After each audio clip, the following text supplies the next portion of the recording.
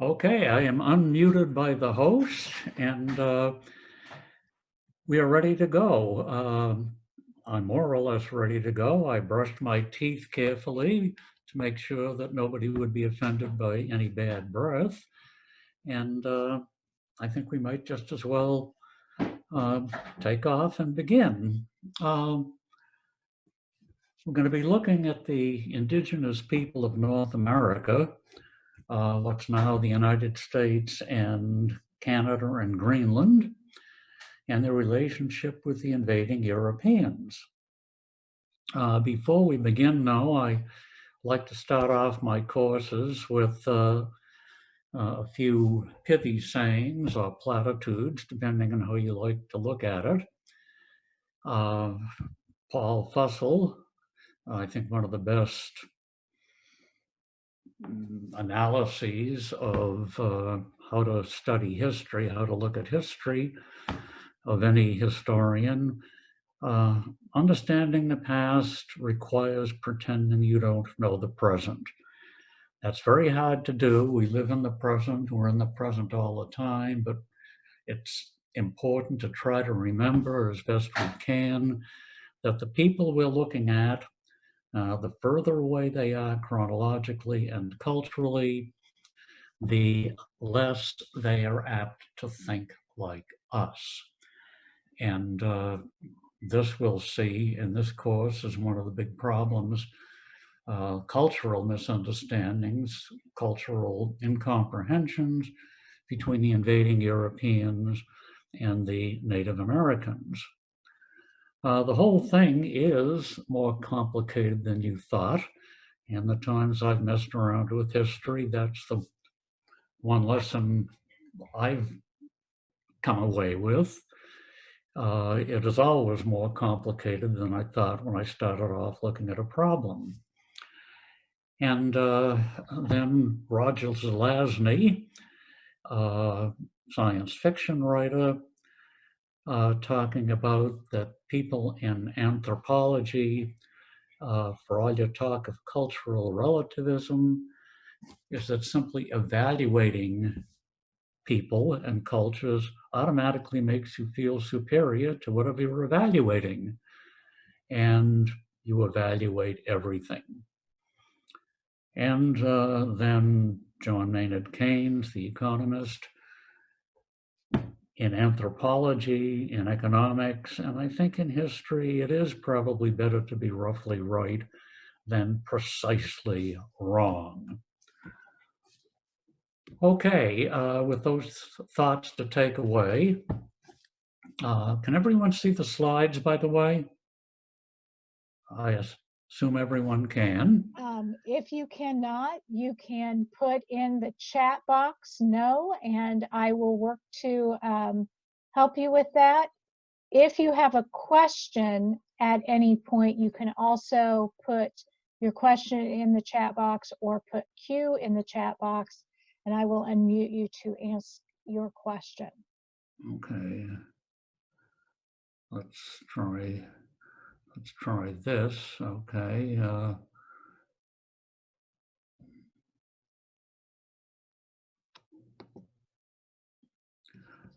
Okay, well, we'll assume that everyone can see these slides I'm talking about because the slides are important. And let's, after talking about people like Keynes and Roger Zelazny, take a look at the original tribal and cultural locations of some of the people that we are going to be talking about. And this is obviously North America, and what anthropologists, perhaps feeling culturally superior, have identified as the cultural groupings in North America. And some of these people we are going to be looking at fairly closely as we pass through. The Pueblo people of the American Southwest, we're going to be making a brief stop at a singular group of people, the California Indians. spending a little time with the Pacific Northwest. Today, hopefully, we'll get to the Natchez down here in Louisiana, the Osage, the Imperial Osage here in our own part of North America, and then off to the east, the Iroquois and the Cherokee. The Cherokee were indeed originally in the southeast of North America. I have original in quotation marks because it's almost impossible to ascertain, even with genetic tracing, the detailed movements of tribal people from the time they arrived in the Western Hemisphere. So we're going to be looking at a few specific tribal groupings, tribes. We can't just generalize about people and circumstances, which are so varied. We'll also do some continent-wide generalizing and then discuss in some detail their encounters, the encounters of these specific groups we're going to be looking at with whatever Europeans turned up in their lands, the Spanish, the British, the French. After a few introductory items, we'll move on to very quickly getting human beings into the Western Hemisphere from Asia, then pivot to looking at those several specific tribes, and look at several specific groups of European invaders. For our purposes, North America is everything north of what is now Mexico. Central Mexico and point south developed by far the most intellectually and technologically advanced indigenous cultures in the hemisphere. And we've done a couple of Spark courses already on Latin American indigenous people. For those of you who attended those earlier Spark classes on Latin American indigenous people, much of today's class will be some review and getting people to the Western Hemisphere and settling them down. But a little review won't hurt you, and I'll be a lot briefer than I was in those earlier classes. Also, as we go along, I'll try, whenever possible, to point out worthwhile historic sites that you might find worth visiting and that aren't too terribly distant, which is something we couldn't do with the Latin American native people. Okay, first a few basic introductory points. I use the BP for years before the present, BCE, before the Common Era, for before Christ, and CE, the Common Era, for AD. Laurie has emailed you handouts for this class, and there'll be handouts coming along for the rest of the classes as well. Today, the first handout that you should have is a listing of important words, many of which may be unfamiliar. I mention these words during class with a definition more or less long-winded. There'll also be 5 additional handouts, maps and tables that'll come up during the class. And there'll also be a lot of other slides that'll be flashed onto your screens. Some, in particular the maps, pop up more than once throughout the course. Okay, some of you may have wondered why I picked 1815 as the cutoff date for this course. Not that in these 6 classes we're likely to actually get to 1815. You'll notice this is to 1815 part 1.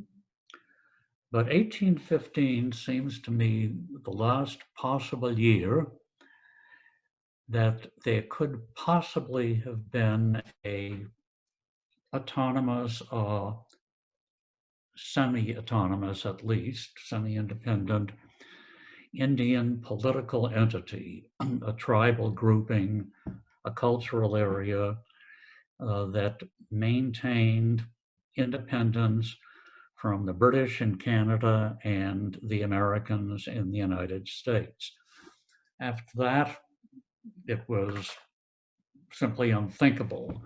But before 1815, there was at least that possibility. And before 1815, a number of tribes and tribal groupings managed to maintain a considerable degree of independence, autonomy from the British, the French, the Spanish, and even early on, the Americans. Jumping very briefly to the present, thinking of American Native people today, most of them, we tend not to think of this, but most of them live in cities. Most Native people are urban Indians, with California sporting the largest number of American Indians. And terminology. American Indians, Native Americans, First Nations, Amerindians, Native people, Indigenous people, you hear them all. Today, the officially favored term is Native American, and I certainly do use that. A number of Indian people that I've worked with over the years tend to prefer the traditional term Indian. Several of them have argued that because the term Indian is mentioned in the American Constitution, the US Constitution, that one way of maintaining at least a degree of theoretical autonomy is to continue to use the term Indian.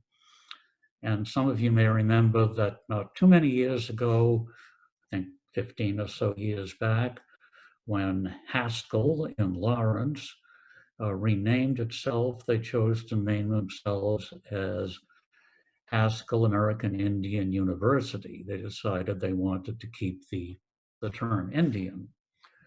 Myself, I tend to like indigenous people for both North and South America.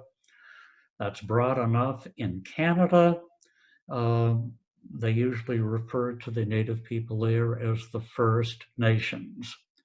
So it varies, and you'll find all of these terms popping up in this course. The number of people identifying as Indians in the US Census, you can identify yourself as any ethnic group you want. And in the 2000 census, about 2 million, a bit more, called themselves American Indians or Alaska Natives. That was 2 times the 1970 figure. Then by 2018, an estimated 5.7 million people identified as American Indians or Alaska Natives. It'll be interesting to see what the 2020 census shows. Okay, and speaking of population, let's move to looking briefly at indigenous population density. This is as of 1500, as of just before the arrival of Columbus and all of the Europeans that came in his wake. And you'll notice that the densest populations down in what's now central and southern Mexico, moving into Central America, much sparser populations in what's now the United States, with the exception of around Pueblo country, Arizona and New Mexico, where you have small nodules of much denser, higher population density because of the more intensive agriculture they used. And then moving north into Canada, most of the United States, with the exception of the Pueblo people, a population of low to moderate population density as of 1500, as of the arrival of the Europeans. And you'll notice in this map that there are no national borders.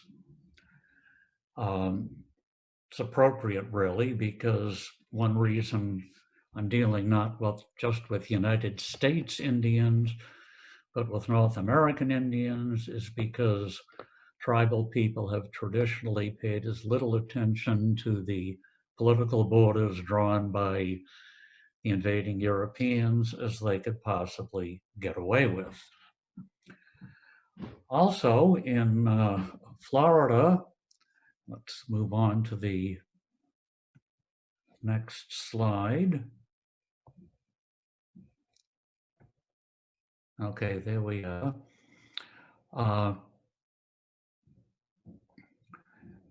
Well, let's pass by Florida for just a moment and move on to the major types of subsistence. The major types of subsistence, whether you were hunting and gathering plants, fishing a bit, or an intermediate farming culture, what we usually call gardening, or whether you had intensive agriculture, has a lot to do, tremendous amount to do with the population density. And again, you'll notice that it's in Mexico, what's now central and southern Mexico and getting into Guatemala, that you have the highest population densities. Okay. After this background and talking a little bit about the present and a little bit about density and subsistence, let's get the Native American people to the Western Hemisphere. And this slide is The Journey from Eden, taken from a book by Brian Fagan, a historian and anthropologist at the University of California. As you can tell from the slide, I Xeroxed it from the hardbound volume, but I like the map. It shows the populating of Polynesia, shows the American native peoples' movement across what's now the Bering Strait from Northeast Asia as part of a worldwide population movement to places as far-flung as New Zealand, Polynesia, and down here to Madagascar. You'll notice I've written in an arrow here. Since Fagan published this map, it's been pretty definitively proven using genetic testing that the people of Madagascar originally came from Malaya and what's now northern Indonesia. Okay, so the populating of the Western Hemisphere by Homo sapiens, us, is part of the larger overall populating of the world. Homo sapiens, modern humans, got to Australia as long ago as 60,000 to 40,000 years BP, before the present. Getting to the Western Hemisphere and getting to these northerly, more difficult areas, northern Siberia and moving over to North America, required some technological advancements that early human beings in Africa did not have. You need portable shelters, tents. You need tailored clothing. You've got to be able to fit clothing to the human body and hold in the heat. You've got to be able to cooperate and communicate in a more advanced fashion than was necessary for basic warm weather hunting and the gathering of easy to find fruits and vegetables. Because we're talking about some tough countryside now, and at the time of the migrations into the Western Hemisphere, cold, often bleak, difficult hunting country. Okay.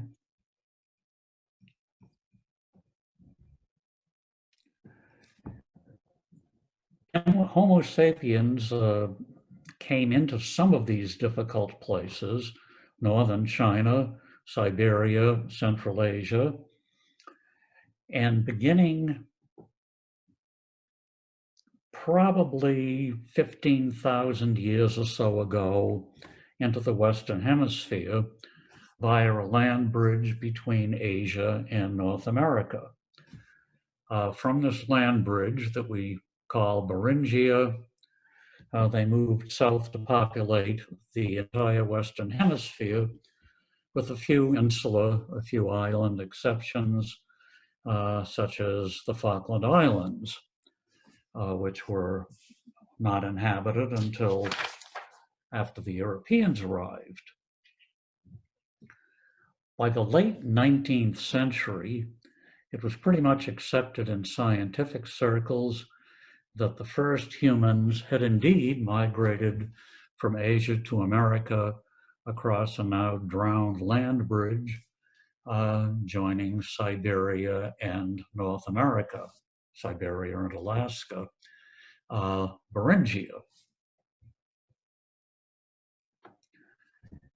And this Beringia land bridge came about because of what we call the Wisconsin glaciation. And this map, and this is a handout, so you should have a copy in your email of the Wisconsin glaciation map. The Wisconsin glaciation map shows,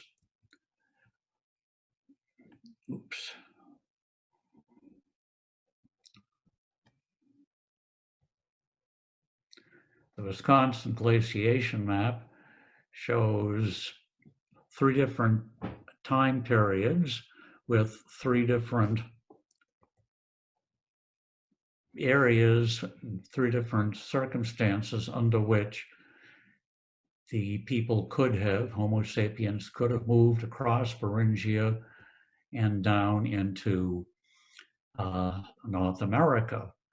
You'll notice that for a time, and you can look at this red arrow here, for a time there was a opening where the red arrow is between 2 ice sheets, the Laurentide ice sheet to the east and the Cordilleran ice sheet to the west.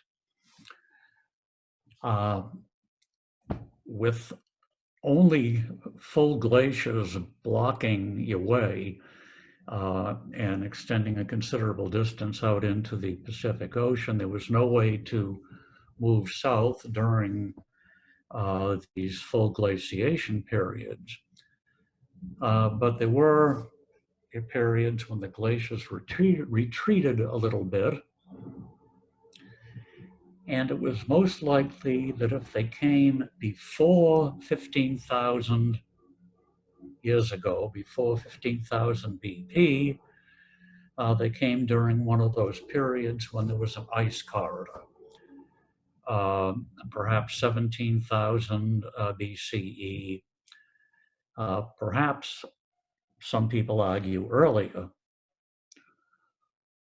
A newly respectable possibility that I like is that most or even all of the newcomers to the hemisphere may have coasted in skin boats along the Pacific coast, along here, when the Cordilleran ice sheet, the glacier, had pulled back enough so that there were a number of ice-free oases along the coast, with some vegetation and food animals.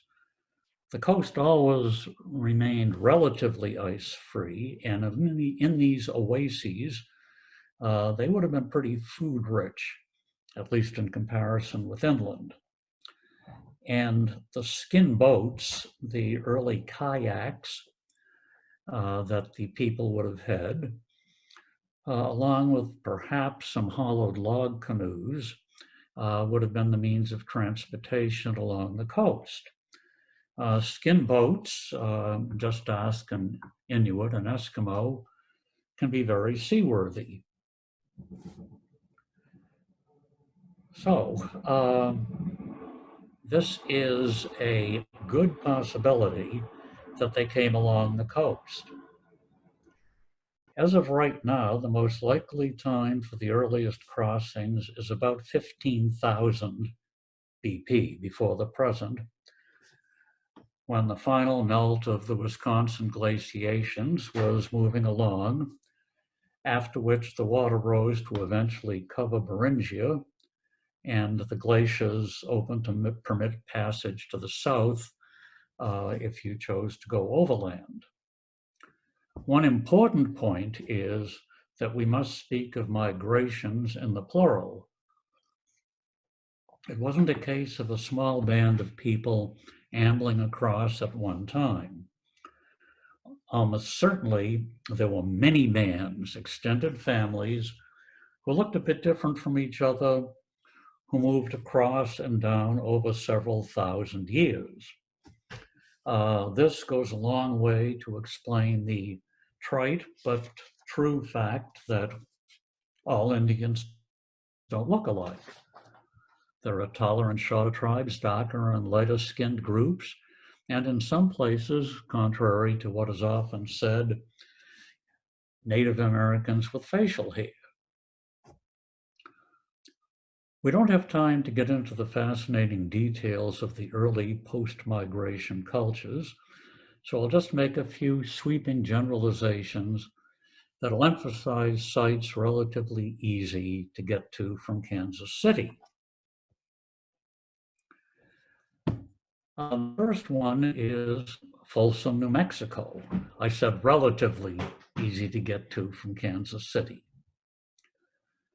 Learned opinion among anthropologists, the first generation of anthropologists in the late 19th and early 20th century, was that the crossings had been about 100,000 years ago. But into the 1920s, there was no hard archaeological evidence, so estimates varied widely. The Smithsonian Institution began arguing in the early 20th century that it was only 3,000 to 4,000 years BP. Then, in 1927, near Folsom, New Mexico, an archaeologist found a spear point lodged between the ribs of a variety of bison that was known to have been extinct for 8,000 to 10,000 years. And this, I think, is a great picture. You can see the spear point between the ribs. Wonderful image of human beings did this. Okay, I've said that about 15,000 BP was the likely arrival of the first people. Oh, and if I back up slightly, if you get to Folsom, there is a decent little museum there as well, dealing with the Folsom Spearpoint. Okay, it said that about 15,000 BP was the likely arrival of the first people. But if you're ever in Pennsylvania, near Pittsburgh, you might look in on the Meadowcroft Rock Shelter site. Well, all of these sites are on the words handout, as you, I'm sure, noticed. The Meadowcroft site is claimed, very controversially, to be the oldest inhabited site in the hemisphere. I haven't been there, but it's on my list. There is a museum there. And as I say, it's near Pittsburgh. Well, whether Meadowcroft was the earliest inhabited site in the hemisphere or not. The earliest people found lots of big game, including mammoths and mastodons. The warming weather, as the last ice age retreated, and the efficient team hunting of men, and the relatively slow reproduction rate of the big game animals erased the big game from the hemisphere, except in the Great Plains of North America, where the bison continued to thrive. This was apparently the first great American economic crisis. The big game that you had been accustomed to finding in Northeast Asia, and you were accustomed to team hunting in North America, slowly disappeared. We think, and there's some argument on this, but we think that overhunting by Homo sapiens is the primary factor. If you're in the St. Louis area, a visit to Mastodon State Historic Site, just south of St. Louis in Missouri, is well worthwhile.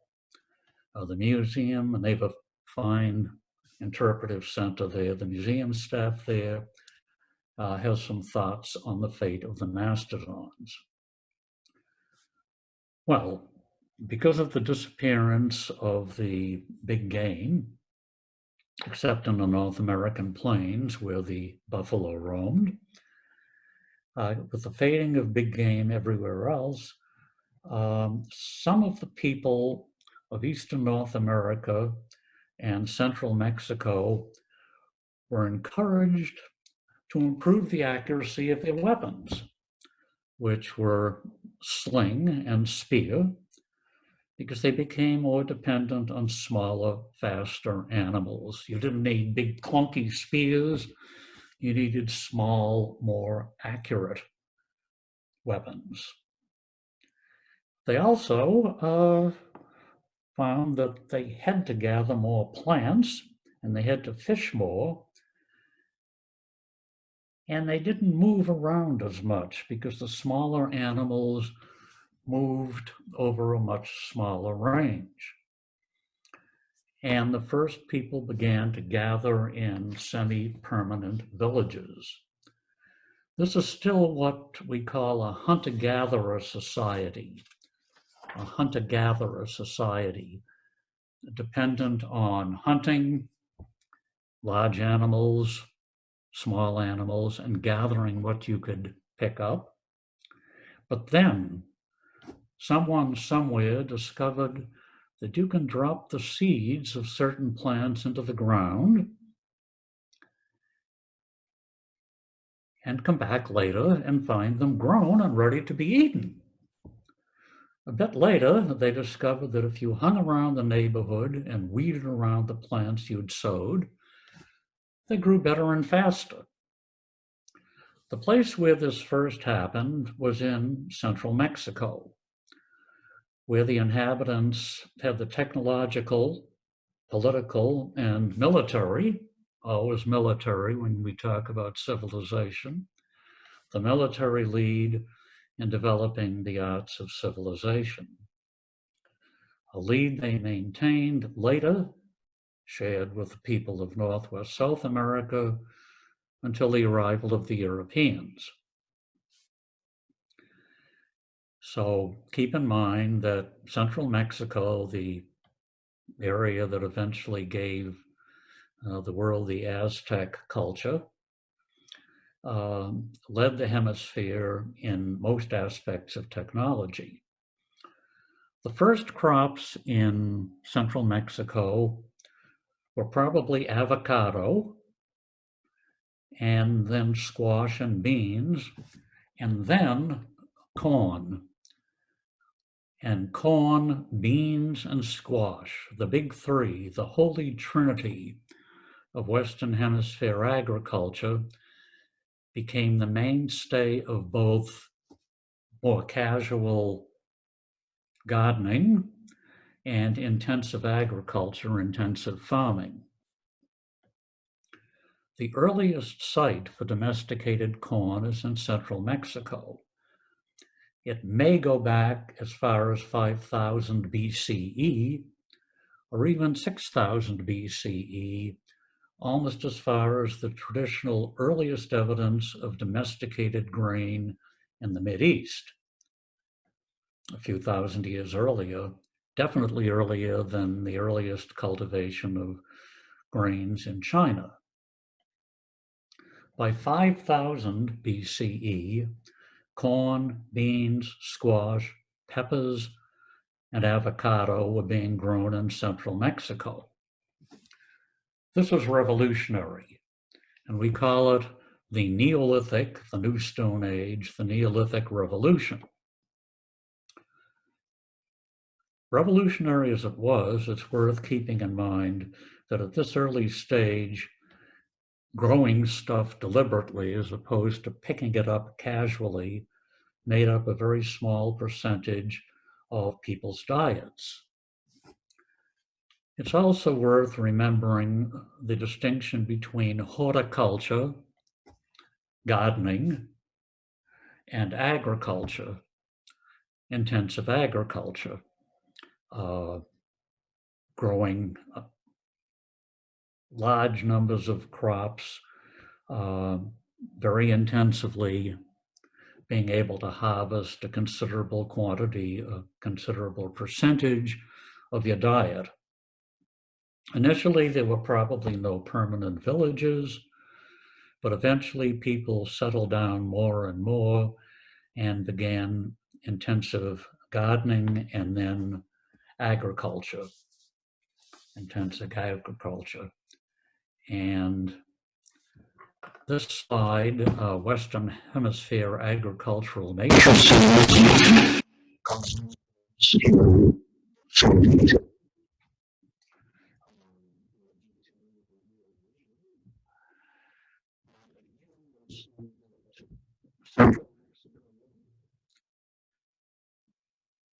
and up into,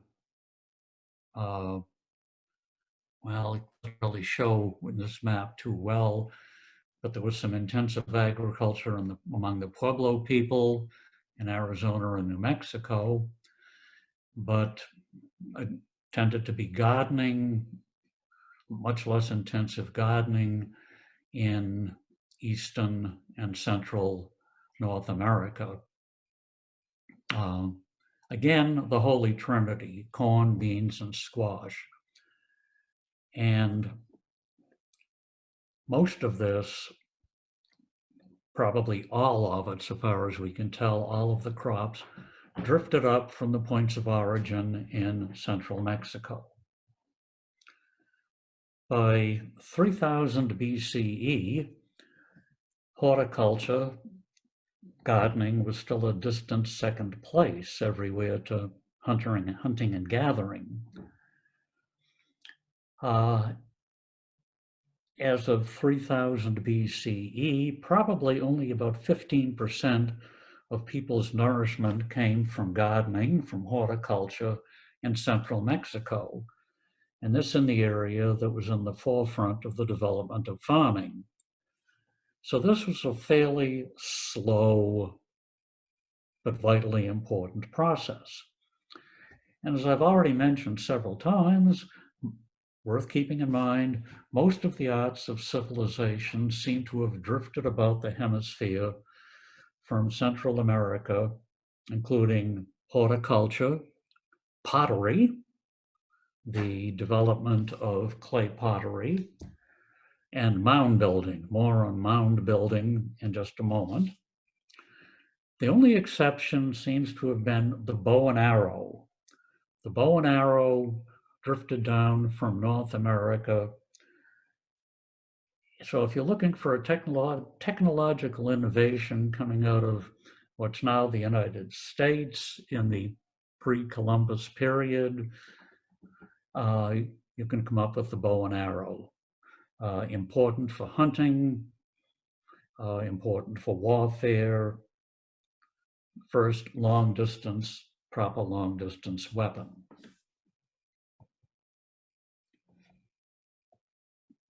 Okay. Okay. Cahokia. Cahokia Mounds, just east of St. Louis in Illinois.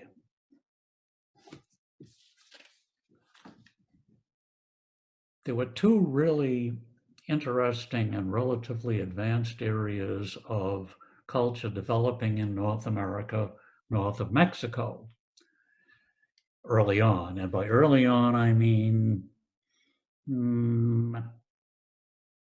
between about the time of Christ and about 2,000 years BP. One of these groups was the Pueblo people of the American Southwest, and we'll be dealing more with them in a bit.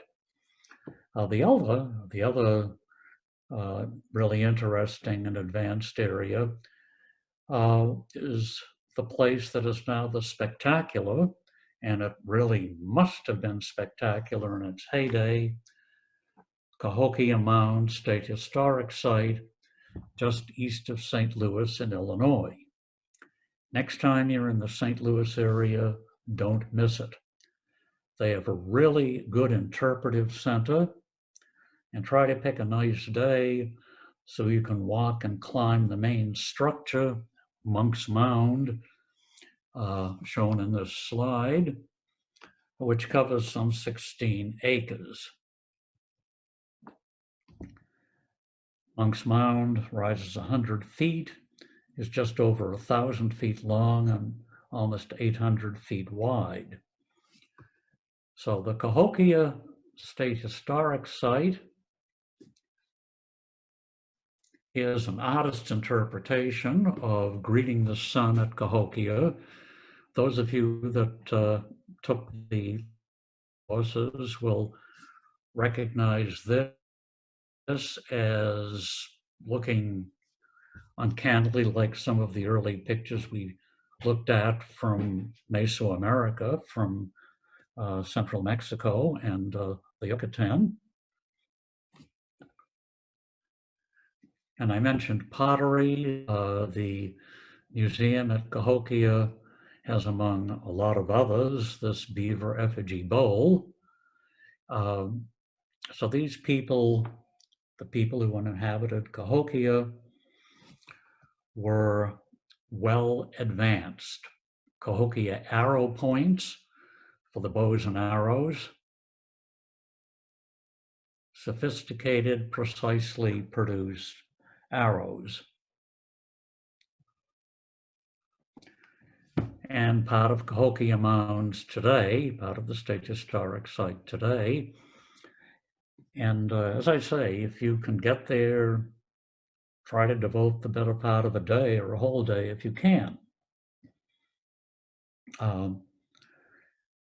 Cahokia, the mounds in Cahokia hold almost 22 million cubic feet of earth. The site covered almost just over 5 square miles. Part of it was protected by a wooden stockade 2 miles long. And surmounting the mounds were wooden temples. Let's see. There we are. Wooden temples, something like the one that shows in this earlier slide. They didn't normally, certainly not always, bury people in these mounds. They were primarily mighty pedestals for the temples on their summits.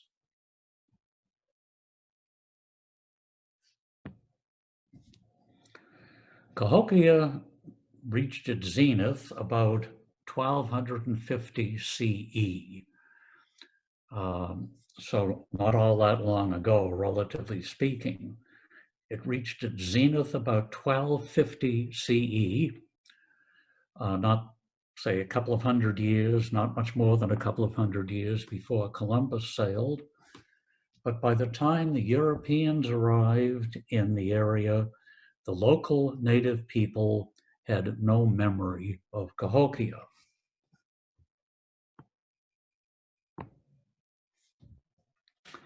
Where there was a memory, though, and indeed a group of people who were still practicing this temple mound culture, is Natchez in Mississippi and northern Louisiana. The site at Cahokia is the crowning example of the Mississippian temple mound culture. The Mississippian temple mound culture. Now, this Mississippian temple mound culture was preceded by, and almost certainly grew out of, a couple of earlier burial mound cultures that began in the Ohio and Mississippi Valley around 1000 BCE. And again, the ideas for these almost certainly drifted up from central Mexico. So in addition to Cahokia, there are some interesting historic sites worth seeing that look at the burial mound cultures, including Hopewell Culture National Historic Park in Ohio, Serpent Mound State Historic Site, also in Ohio, Effigy Mound National Monument in northeastern Iowa along the Mississippi, and the Poverty Point World Heritage Site in Louisiana. I haven't been to the Hopewell Culture National Historic Park or to Poverty Point in Louisiana, but one of these days. Well, the burial mound cultures preceded the temple mound people that reached their North American culmination at Cahokia. They were concentrated on the Mississippi Valley and what is now the Southeast United States, Alabama, Mississippi. But you can find traces of the Temple Mound people as far west as Oklahoma, and in one case as far north as southern Wisconsin. They supported themselves with a productive but unspectacular horticulture. They didn't get into intensive agriculture, with corn, beans, and squash. And because they were always situated near rivers, they also did a good deal of fishing. Now, unlike the burial mound culture people that preceded them, we know some details about at least one Mississippian temple mound culture tribe. And we can, we're not sure to what extent, generalize from them. The Natchez was still clustered around their temple mounds, still using them, still had a perfectly viable culture going when the French arrived in the lower Mississippi Valley at the end of the 17th century. So, the first mention in this course of a genuine tribal name, and we're also mentioning some Europeans that were invading. Now, we're not sure how typical the Natchez culture was of earlier temple mound tribes. They were the last surviving full-fledged temple mound people. The others, including Cahokia, faded away. And the same old story that we see very often. We're not sure why. Around 1250 to 1300, climate changes began. Cooler and drier summers may have led to shorter growing seasons. The Cahokia people were never really well nourished. They did not develop the intensive agriculture necessary to support a large population. And so far as they've been able to tell, the life expectancy at Cahokia was in the 35 to 40 years range. It's worth mentioning here, emphasizing here, that the early horticultural way of life and early agricultural way of life was actually less healthy than the hunting-gathering way of life. You were better nourished with more meat, and it wasn't really until you got into intensive agriculture and a more complex civilization that you were able to extend your life expectancy. But in any case, Cahokia was abandoned, probably that the environment couldn't support the population density that had grown in the area. The cooler, drier summers, less rain, growing population. So far as we can tell, they spread out and disappeared. In any case, at the end of the 17th century, as the French moved in, the Natchez, towards the bottom of the Mississippi River, was still a going concern, depending on a combination of horticulture and hunting.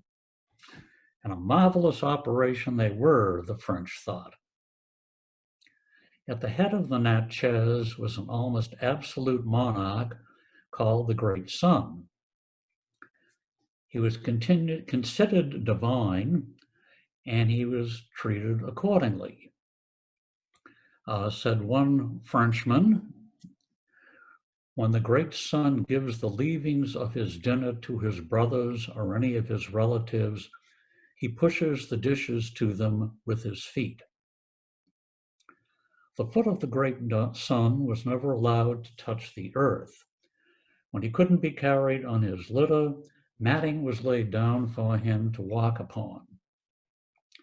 An eternal flame was kept burning, and the bones of his predecessor great sons were kept in the temple atop the mound.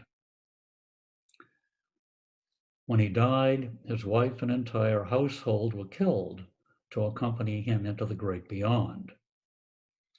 Only the Great Sun and a few high priests were allowed to enter the mound-top temple. And speaking of the mound-top temple, as you can tell comparing the Natchez mound and temple here with the Cahokia mound and temple here, we're talking about a much more modest operation with the Natchez. The temple mound and its residence about 8 to 10 feet high. So while a lot of cultural similarities, so far as we can tell, with a much more spectacular manifestation of the Temple Mound culture at Cahokia, a much more modest physically tribal group. All the Great Sun's relatives were members of a nobility called the Sons, and they, not surprisingly, supplied all the tribe's important officials. But there was a council of elders that had a good deal of control over the Great Sun in political matters, like war, that involved the entire tribe. Only in personal matters, like the lives, labor, and property of individual Natchez people, was the power of the Great Sun actually despotic. When he died, when the Great Sun died, his mother or sister chose his successor from among her sons or brothers, as the case may have been. And mother or sister chose the successors. It's worth noting here, and we'll see this as we move along, that some, not all, but some Native American cultures gave a much more significant political role to women than was the case with the Europeans that they met. And again, more on this later. Then, below the sons was a class of nobles, and below them a class of honored people. So you have the sons, the nobles, the honored people. And you could become an honored man, an honored person, by excelling in war or piety. That is, by standing out from the crowd, by your ability in fighting, or by your virtue, by your piety. Below the honored people were the common folk, who were called by a Natchez word that translates roughly by the French as stinkers. So they were great sons, nobles, honored people, and commoners or stinkers. But here's the odd part. All sons, including the great son, had to marry common people, had to marry stinkers. The children of a marriage between a female son and a male stinker were proud young sons. But the children of male sons and female stinkers were automatically dropped down one notch from dad's place in the social scale to become nobles. In turn, all nobles had to marry stinkers, and the same rule applied. Children of female nobles remain nobles, but the offspring of male nobles were demoted to the next lower class of honored people. And so on. With the honored people, the same rule. They had to marry stinkers, with the children of male honored people becoming stinkers. And of course, when a stinker married another stinker, all the children were pure little stinkers. Of course, there were many more common people than the rest of the classes combined. So most stinkers married other stinkers. But there was still a considerable possibility of social mobility, that your common son or daughter, through a demonstration of virtue, of fighting ability, of piety, could catch a higher class spouse and begin to move the family up the social hierarchy, up in society. Well, the French found this whole apparatus fascinating. And the traders, soldiers, and administrators who moved into the lower Mississippi Valley described the Natchez in painstaking detail.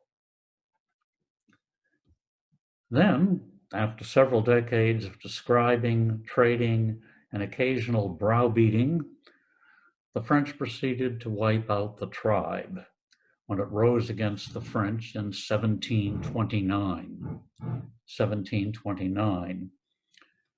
And the survivors were scattered among the other lower Mississippi Valley tribes. So, we do know what happened to the last of the Temple Mound people. The remains of the Natchez principal site is now the Grand Village of the Natchez State Historic Site in southwestern Mississippi. It's also worth keeping in mind that there's a number of mound culture sites, state historic sites along the Mississippi in the state of Mississippi. From having visited several of them, they're not always terribly well financed. One of the wonderful things about Cahokia is that the state historical people have put a lot of money into it and maintain the interpretive center and the site really, really well. So again, on Cahokia, if you have a chance to get there, by all means do. Okay, today the Grand Village of the Natchez at that state historic site that I mentioned today is a not terribly impressive site, certainly modest compared with Cahokia. Okay, Laurie, uh, can we interrupt for any questions that people might have? Absolutely. Hang on just a moment, folks. I'm going to unmute you all.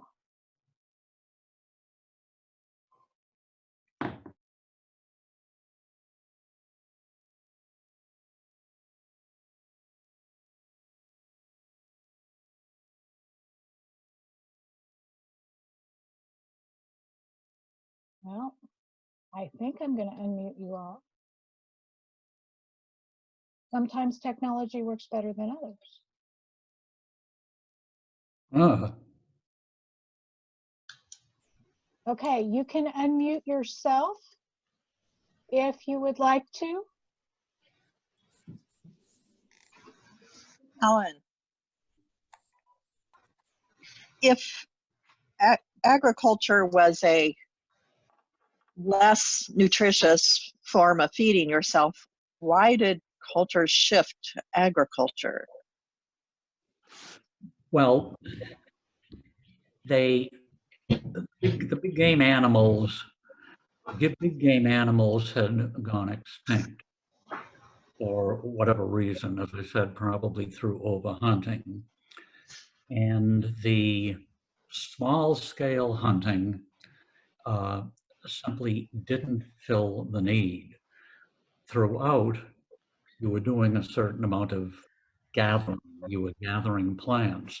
People have always gathered plants and fruits and vegetables. And every human culture has at one point found out that you could gather more vegetables by cultivating them. They didn't necessarily know that by being able to support a larger population, by settling down a bit more, and by coming up with, in effect, horticulture and then agriculture, they were also buying themselves a somewhat less healthy lifestyle. Thanks. Okay. Okay. Judy Kirk, can you hear me? Yes. Okay. Hi, Ellen. Always fascinated with archaeology and all the information that is gained. I guess I'm thinking of Cahokia. You had such wonderful detail going down to, you know, the marriage rituals. Where does all that come from? How do we know that much about those Indians? Okay. With the people we've looked at so far, most of the ideas came up, and I'm very big on this. There is some controversy, but I think most of the ideas, and we'll see this again certainly with the Pueblo people in the Southwest, the first tribe that we'll be looking at in any first group we'll be looking at in any detail. The culture moved up from Mesoamerica, from what's now central and southern Mexico and Guatemala. With the exception of the bow and arrow, most of the technology and I think most of the social ideas, including the idea of burial mounds and temple mounds, drifted up from South America. So if you have to look for a focal point from which cultural ideas radiated and then were given local development, you have to look at Mesoamerica, at central and southern Mexico, just as in the old world, in the Eastern Hemisphere, we tend to look at ideas, early ideas moving outward from the Mideast, Egypt, Mesopotamia, and then somewhat independently and a bit later, China. Now, a good question is why, and we got to this in the Mesoamerican and Latin American classes, you would think that intensive agriculture, that complicated religious rituals, that complex societies would have developed along the Mississippi Valley, just as the early not European, but the early Eastern Hemisphere cultures developed along major river systems, the Tigris and the Euphrates, the Indus, the Ganges, and in China, the Yangtze River and primarily the Yellow River early on. This didn't happen in the Western Hemisphere. And this is really mystifying. In the Western Hemisphere, the cultural centers were in difficult neighborhoods. Central Mexico, the coast of the Gulf of Mexico, not too bad. But then in South America, the Andes, the succession of cultures that eventually produced the Inca. And I have no explanation for why the Mississippi Valley didn't produce the overwhelming cultural imprint in the Western Hemisphere that Mesoamerica and a bit later the Andes and the coast of Peru did. Climatically, in terms of water, you would think they would have, but they didn't. And I don't really have, this is something I've wondered about for decades. Why not the Mississippi Valley? Why not the Ohio Valley? Several thousand years ago, plenty of water, moderate climate. Today the United States breadbasket. But while the tribal people that we'll be looking at, some of them developed fascinating cultures and fascinating tribes, the only urban culture in what's now the United States, Canada, and Alaska are the Pueblo people in the far Southwest. The Zuni, the Hopi, and a few others that we'll be looking at shortly. And again, they got their inspiration, we're quite sure, from Mexico. Okay, that's a long-winded answer to a good question. Say, Alan, there's a few things about the agricultural process moving out of the Southwest, so on, and getting into Cahokia fairly late, like 900 AD, right in that time period. Corn itself didn't become, even though it was used some, didn't really become heavily used until after 1000 or even later, around 1100. And part of the difference, I think, there's several factors layered that come in. Part of it would be cultural value systems. Part of it was the slowness of climate change up in this area, that was happening, the Ice Age and things like that. And so you have a lot of those moving up into the area. I think Cahokia is a real good study. There's been a recent archaeological studies that's beginning to shift their attitudes about Cahokia and how it was governed and so on. But I think agriculturally, it shows that there were certain plants that the Cahokians created an environment that nourished those plants, but they didn't actually hybridize them or deliberately plant them. They just created, like, they found evidence of amaranth at Cahokia, which was not planted agriculturally, but they deliberately created an environment that would encourage its growth, you know, and things like that. So I think there's an evolutionary process that moved into the agricultural, you know, the horticultural process and so on, where they would create an environment that would encourage certain growth, and then later begin to deliberately strategize to do the agricultural aspect. Yeah, but then, I fully agree, but then at the end of it, they faded away, which was fascinating as well as tragic.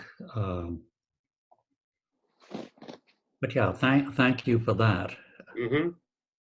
And do you have any further ideas on why the Cahokia culture did fade away? Well, it probably has to do with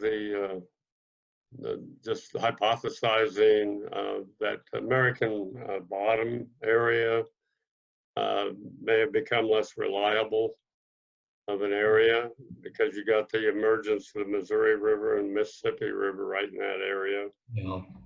And you do have a certain amount of climate change Yes. that occurred about that time period. I'm having a senior moment. You probably know what I'm trying to refer to. Yeah. What it was called, but a colder climate moved in.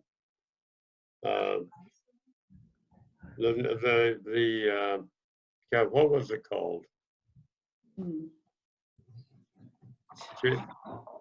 You had that, not the new, was it the new ice age or whatever?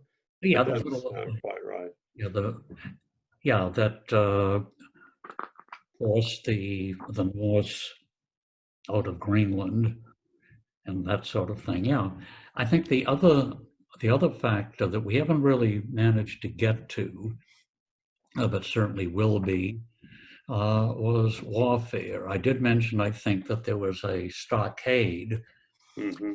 in Cahokia, and the surrounding native people were not necessarily always friendly. There was a certain amount of warfare back and forth. So what is very, very likely was that the factors that you've mentioned, Gil, plus hostility from the surrounding people.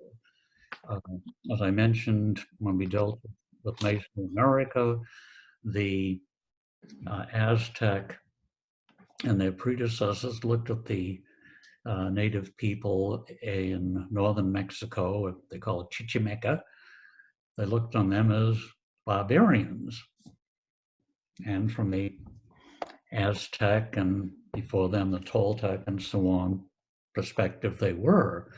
So there was a good deal of hostility back and forth. Nobody likes to be looked down upon.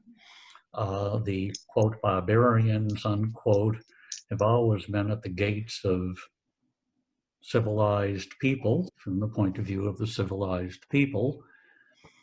And I think this is a common human concern, but I would argue that it's very likely that hostility from surrounding tribes contributed to the disappearance of Cahokia. Okay, anything else? Alan, I was wondering, the pictures of Cahokia, the drawings have a lot of weaving, or woven clothing, and I was curious about what they know about how much weaving they were doing up in that area. How much what? Weaving, making cloth. Oh, making cloth, okay. By weaving. Yeah, weaving, okay. Yeah, we'll be getting to the use of cloth. Cloth again, worked its way up from Mexico. So far as I'm aware, the only cloth, and Gil, you might be more familiar with this than I am, that was available was flax.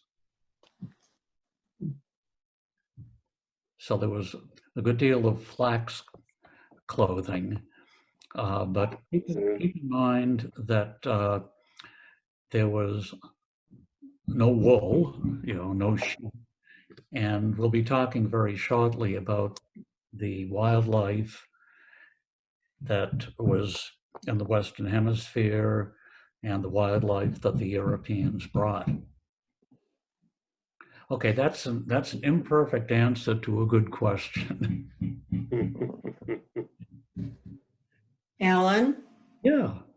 I was wondering, when the people came over the straits at the very beginning, and then eventually spread out throughout the Western Hemisphere, how does that reflect in modern Indians' DNA today? What does it show? What is the DNA of Native Americans? Is it similar? Well, yeah. What we learned, partly through looking before DNA studies became available, blood groupings. When earlier in the 20th century, they began looking at blood groupings, and they ascertained that Native Americans were characterized by, no, I'd have to look this up, but only 2 or 3 different blood types. But there's enough genetic variety in the Native American population to make us absolutely certain that there are 3 very distinctive groups: the Inuit or Eskimo in the far north, the Aleut in the Aleutian Islands, and then a variety of different tribal groupings which have entirely different linguistic patterns throughout the rest of the hemisphere. But yeah, genetic tracing along with radiocarbon tracing. When I talked earlier in the class today about the Folsom Spearpoint, of course, that was where genetic tracing and radiocarbon dating came along after the Second World War. And these are genetically distinctive people, but closely related to a number of different people in Siberia, in Eastern Siberia now. And there's been a certain degree of cooperation between Western and first Soviet and then Russian scholars working on the genetics of the native people of Siberia and American Indians. But basically, there's been these people are genetically distinct to the extent that European people, Germans, Bulgarians, Swedes, and so on, are genetically distinct.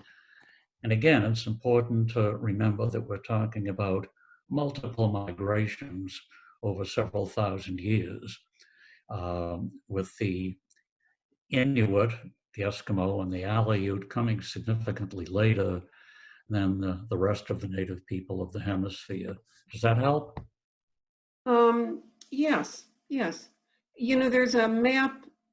Of course, when I was teaching, we had a map of all the linguistic areas of North America, and yes, it's always fascinated me because of the distribution, the way it was distributed. The Athabascans and the Dene Siouan and all the way over to North Carolina. It was, to me, rather fascinating. Is that a way of noting how they traveled? Yes, it's, for example, we know that the Athabascan people moved down from west central Canada down into the southwestern, what's now the southwestern United States. The ancestors of the Navajo who came into the southwestern United States long after the ancestors of the Pueblo people had moved there. So yes, and I will be showing a linguistic map of North America later in the course. Thank you, Alan. You are welcome.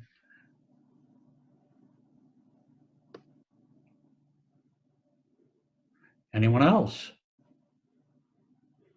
No, we're ready. Okay. Okay, I'm sorry I didn't ask Lori to interrupt for questions earlier on.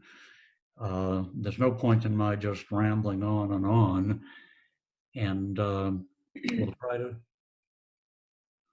try to interrupt for questions more frequently in the future than we have at this point.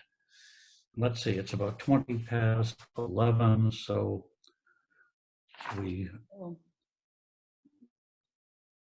don't have a lot of time. Let's just finish up here, and let me see where we are. Alan, while you're checking where you are, I'm going to remute everyone and then unmute you again. So hang on just a second. Okay.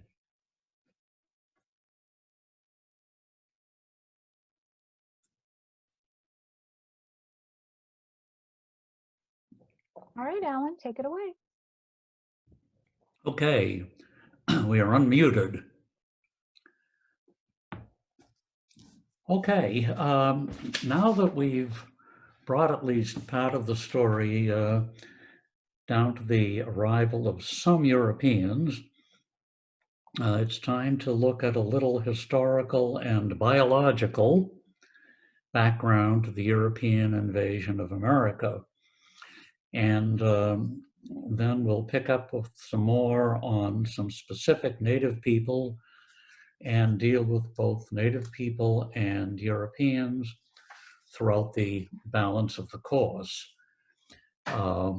So after devoting most of this first class to sort of chronological and migrational preliminaries and a quick look at the Temple Mount culture, we're now going to be moving down into the period of the European invasion.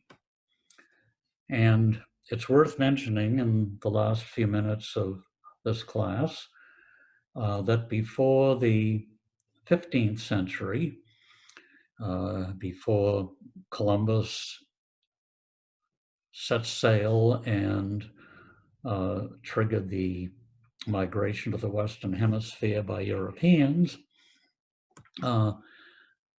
before the 15th century, Europe on a global scale was not particularly important, certainly not compared with Asia.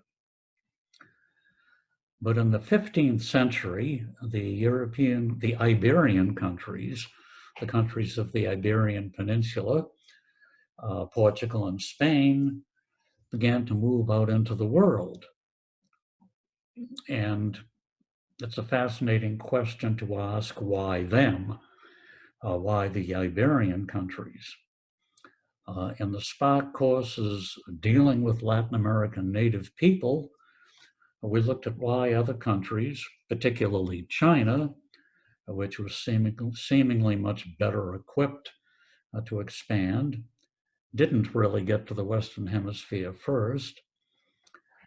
And we also looked at the historical forces behind the expansion of Spain and Portugal into the world's first seaborne empires. Here in this course, we need only to recognize the spectacular success of these two Iberian Peninsula countries and move on to briefly noting something about the diseases and then the foodstuffs that the Europeans brought with them and the foodstuffs that the Europeans brought back to the rest of the world. And the slide that's now up there lists some of the West infectious diseases coming from the Eastern Hemisphere to the Western Hemisphere.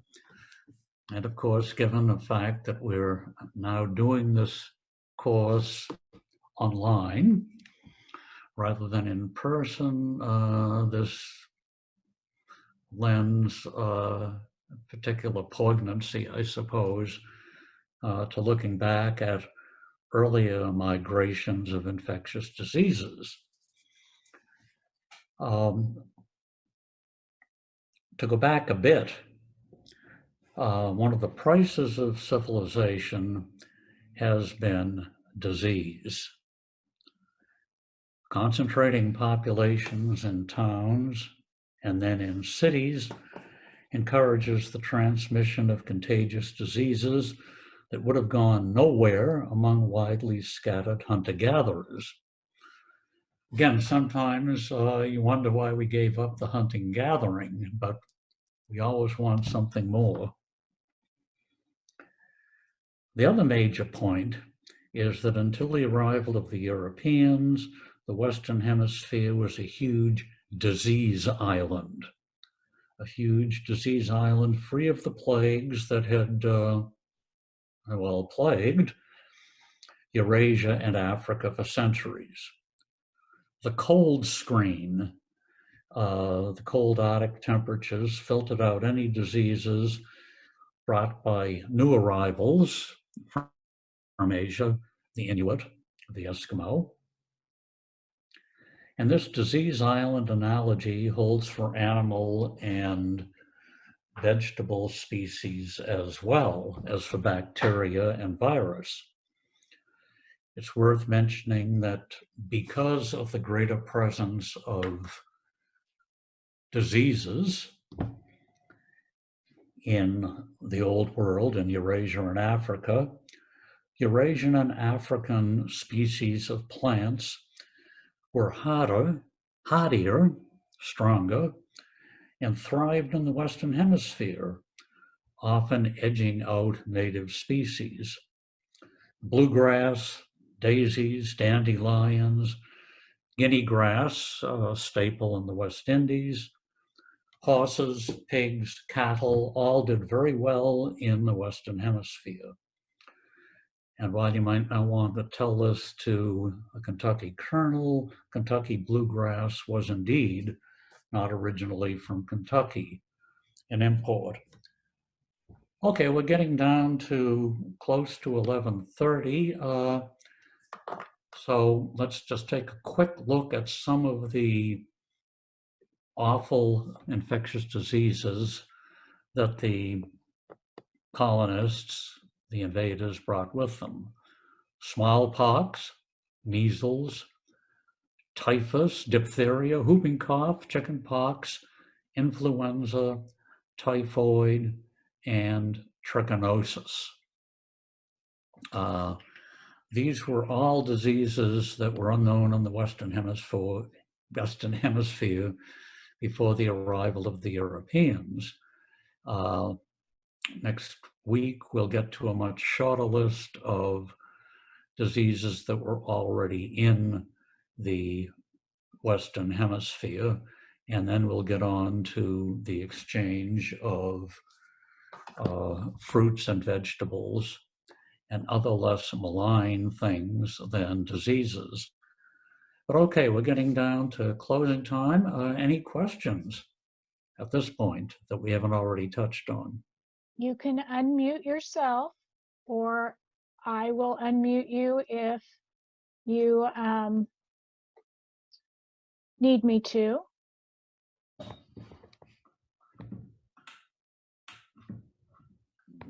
Okay. Alan, this is Alice Lund. How are you? Okay, Alice, how's yourself? I'm good, thanks. I've had one thought that keeps popping up.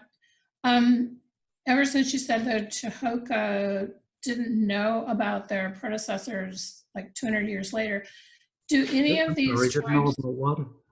well, I was just going to ask, do any of these tribes have some form of written communication or numbering system? Have they found any evidence of that?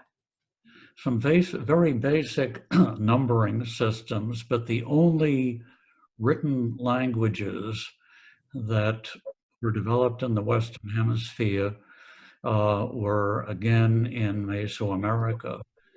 The Inca in the Andes had a very sophisticated statistical system. They were very big into statistics. They kept track of everyone and everything. And you had some fairly sophisticated writing developing at the hands of the Maya in particular, in many ways intellectually the most advanced culture in the Western Hemisphere. But in North America, in effect, no written language. You could carve notches into wood to record a modest number, but basically, no written languages. Okay, thanks. Okay.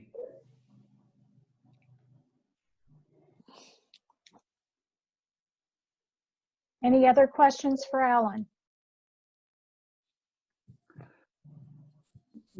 Okay, well, we can begin the class next week with a few questions if anyone thinks of any over the ensuing week. Going back over your notes, going back over the handouts. And in the meantime, thank you very much and see you in a Thank week. you.